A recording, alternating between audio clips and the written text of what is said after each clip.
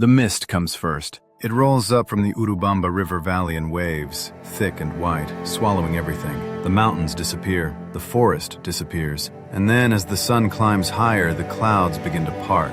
Stone by stone, terrace by terrace, a city emerges from nothing. Machu Picchu. You stand there at the sun gate, watching it materialize like a memory becoming real. The stones are gray-green with lichen. The terraces cascade down the mountainside in perfect geometry. And above it all, Huayna Picchu rises like a tooth, sharp and impossible.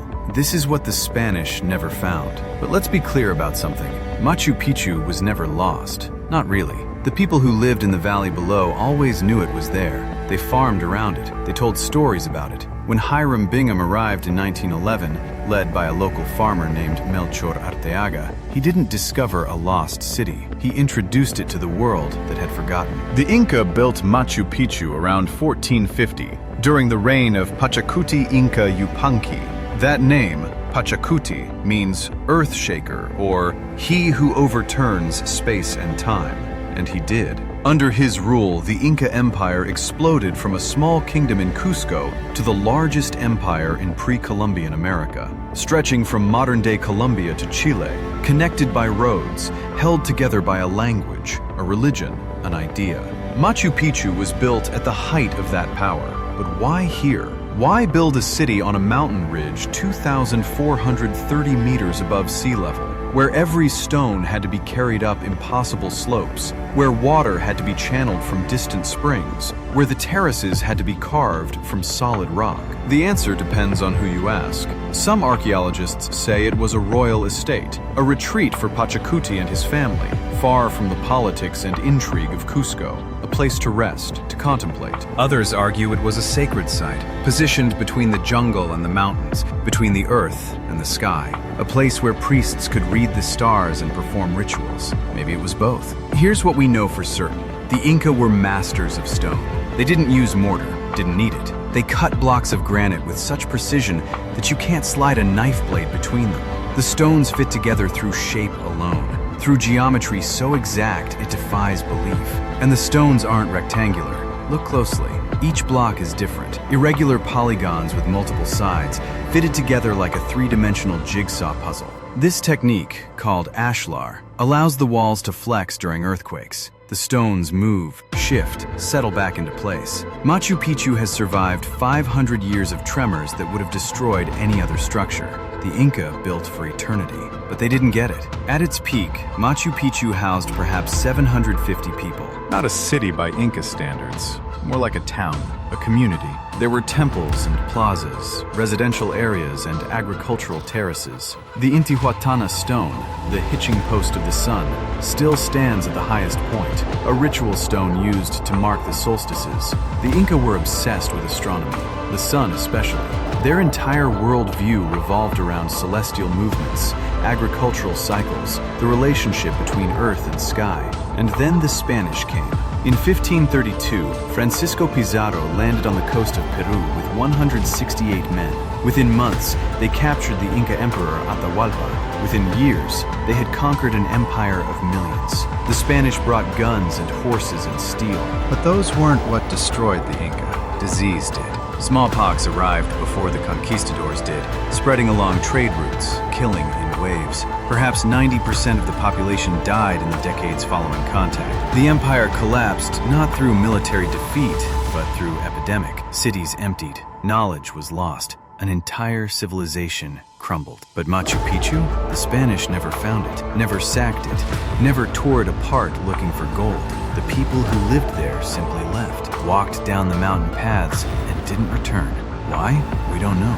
Maybe the empire's collapse made the site irrelevant. Maybe the priests who maintained the sacred spaces died of disease. Maybe it became too dangerous to stay isolated on a mountain when the world below was falling apart. They left the stones behind, the terraces, the temples, and the jungle moved in. For 4 centuries, Machu Picchu disappeared beneath vegetation.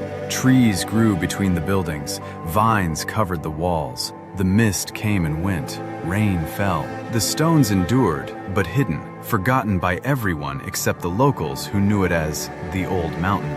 Hiram Bingham was looking for Vilcabamba, the last refuge of the Inca resistance. He was a Yale professor, ambitious, convinced he would find something important. On July 24, 1911, Melchor Arteaga told him about ruins up the mountain. Bingham was skeptical, but he followed. The climb took hours. When he reached the site, he found two families living there, farming the ancient terraces. They showed him around, and Bingham realized he was standing in something extraordinary. Not Vilcabamba. He'd gotten that wrong.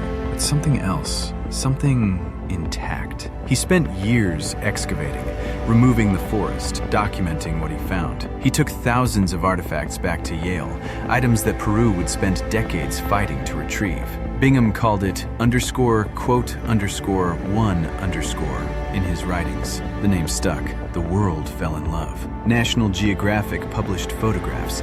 Travelers began to visit. By the mid-20th century, Machu Picchu had become a symbol of mystery, of lost civilizations, of human achievement. In 1983, UNESCO declared it a World Heritage Site. Today, more than 1 million people visit every year. They come for different reasons. Some come for the history, some for the beauty, some because it's on their bucket list, another box to tick. They take selfies at the Sun Gate. They hike the Inca Trail. They stand where the priests once stood and feel something they can't quite name. But here's what gets me. Machu Picchu isn't a ruin. Not really. Yes, the roofs are gone. They were thatched. They rotted away centuries ago. Yes, it's empty of people, but the bones of the place remain. The structure, the intention. You can still see what it was meant to be. Walk through the Temple of the Sun. The stonework curves in a way Inca architecture almost never does. Perfectly smooth, perfectly fitted. During the winter solstice, sunlight enters through a window and illuminates a ceremonial stone. The Inca planned this. 500 years ago, they calculated the angles, shaped the stones, created a moment of connection between earth and sky, and it still works. That's the paradox of Machu Picchu. It's ancient and immediate, dead and alive. A place that was abandoned and yet feels inhabited by something. Call it memory, call it intention, call it the weight of what once mattered. The terraces still hold water. The drainage systems still function. The stones still stand. Architects study Machu Picchu to understand earthquake resistance. Hydrologists marvel at the water management. Archaeologists debate its purpose. And tourists, millions of them, stand at the overlook and try to capture it in photographs, knowing the photographs will never quite work. You can't photograph the feeling of thin air in your lungs, the smell of wet stone, the way the clouds move through the ruins like living things. Some archaeologists now worry the site won't survive. Too many visitors, too much foot traffic. The stones are worn smooth in places. The trails are eroding. Climate change brings heavier rains, and ancient drainage systems struggle to cope. There's talk of limiting access, of rotating which areas remain open. The city that survived abandonment might not survive rediscovery, but maybe that's fitting. Everything ends. The Inca knew this. Their entire cosmology was built on cycles, death and rebirth, destruction and renewal. Pachacuti, the earth shaker, understood that empires rise and fall. Power is temporary. What endures is the work, the stone, the intent. Think about it. The people who built Machu Picchu didn't have written language. They used quipus, knotted strings, to record information. They didn't have the wheel or iron tools. They had stone hammers and bronze chisels and human labor and genius. And they built something that makes modern engineers shake their heads in wonder. Why do we care about Machu Picchu? Not just because it's beautiful, though it is. Not just because it's mysterious, though that helps. We care because it represents something we've lost and something we long for. A connection to place, to sky and stone and the shape of mountains. A willingness to build something perfect in a location that makes no practical sense. To invest years of labor in creating beauty that serves the sacred. We've forgotten how to do that. Or maybe we've just forgotten it matters. Stand at Machu Picchu at dawn. Watch the sun rise over the mountains. The light comes slowly, turning the stones from gray to gold. The mist burns off. The city reveals itself again, the way it has every morning for 5 centuries. And you realize this was someone's home. Someone woke here, worked here, prayed here, loved and argued and dreamed here. They're gone now.